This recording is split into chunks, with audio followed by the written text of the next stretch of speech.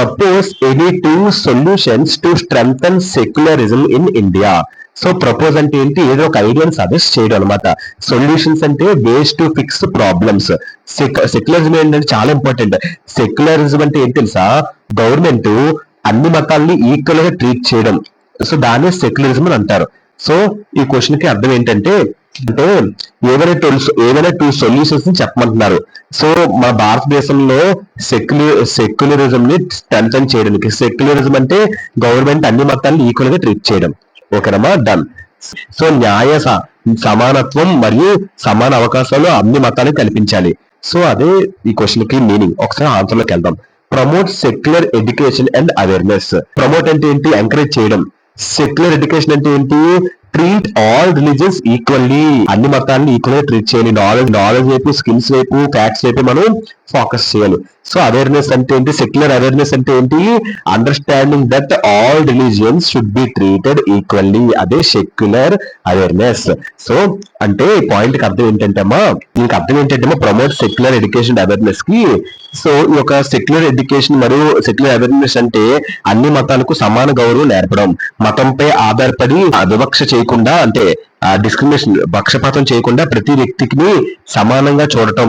అది సమాజంలో శాంతి, ఐక్యత మరియు సమానత్వాన్ని పెంపొందిస్తుంది. ఓకేనమ్మా, done. First point, from young age by teaching students about religious equality. అలా అవ్వాలంటే చేయాలి మనం, from young age by teaching students about religious equality. Young age అంటే ఏంటి, still very young, use an a child or teenager.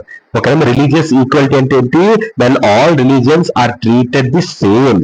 So ఈ point కి అర్థం అంటే, పాయింట్ కి అర్థం ఏంటంటే అమ్మా, చిన్న వయసులోనే విద్యార్థులకు ఒక మత సమానత్యం, రిలీజియస్ ఈక్వాలిటీ గురించి నేర్పించడం వల్ల వారు పెద్ద వయసులో మత వివక్షను అంగీకరించకుండా సమానత్యాన్ని గౌరవిస్తూ జీవించగలరు.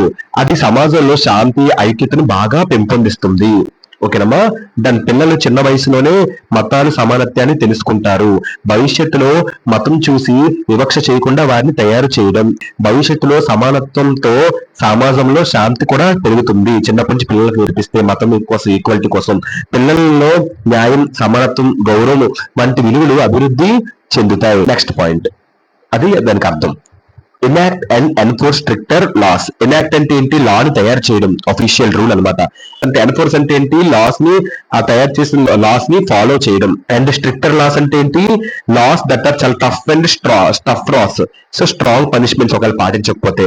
సో ఈ పాయింట్ కి అర్థం ఏంటంటే అమ్మా, enact and enforce stricter laws అంటే చట్టాలను కఠినంగా అమలు చేయడం అవసరం.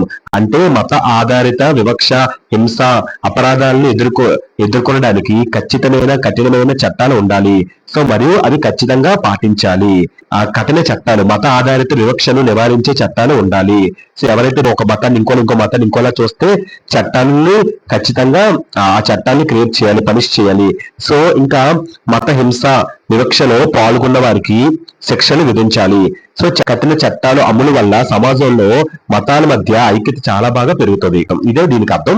Next, against hated speech and communal violence to ensure the safety and security to all citizens regardless of their religion. So ఇందులో వొకాబులరీ ఒకసారి చెక్ చేద్దాం. హేటెడ్ స్పీచ్ అంటే, హేటెడ్ స్పీచ్ అంటే వర్డ్స్ ఆర్ కానీ యాక్షన్స్ కానీ దట్ ఇన్సల్ట్ ఆర్ థ్రెటన్ గా ఉంటాయి.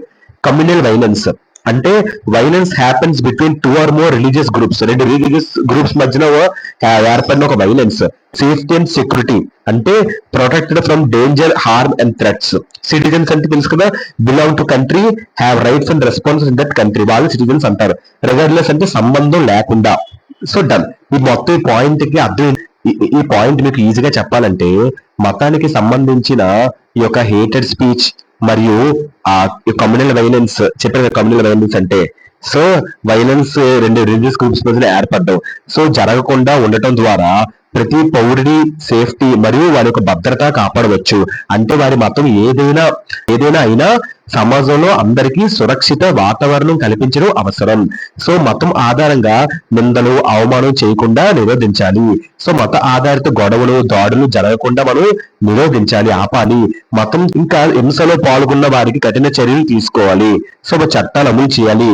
So భద్రత మరియు న్యాయం ఉంటే సమాజంలో శాంతి మరియు అభివృద్ధి కూడా ఉంటుంది. సో ఇదమ్మా, హోప్ యు అండర్స్టాండ్. మతాల కోసం ఎవరైనా చేస్తే వెంటనే యాక్షన్ తీసుకోవాలి. లాస్ ని క్రియేట్ చేయాలి. ఒక మతం ఇంకోలా మతం ఇంకోలా చూస్తే అది క్వశ్చన్ కి అర్థం. సో క్వశ్చన్ చూడమ్మా, propose any 2 solutions to strengthen secularism in India. So 2 solutions కోసం చెప్పుకున్నాం, ఒకసారి షార్ట్ గా చెప్తాను చూడమ్మా. ఇది షార్ట్ గా చెప్పాలంటే అన్ని మతాలకు మనం సమాన గౌరవం అనేది నేర్చుకోవాలి చిన్నప్పటి నుంచి. ఇంకా రాజకీయ సామాజిక వ్యవహారాల్లో ఈ యొక్క మత ఆధారిత వివక్షను మనం నివారించాలి. న్యాయ సమానత్వం మరియు సమాన అవకాశాలు కల్పించాలి ఏ మతానికైనా. సో అదే షార్ట్ గా చెప్పాలి question. Hope you understand. Thank you.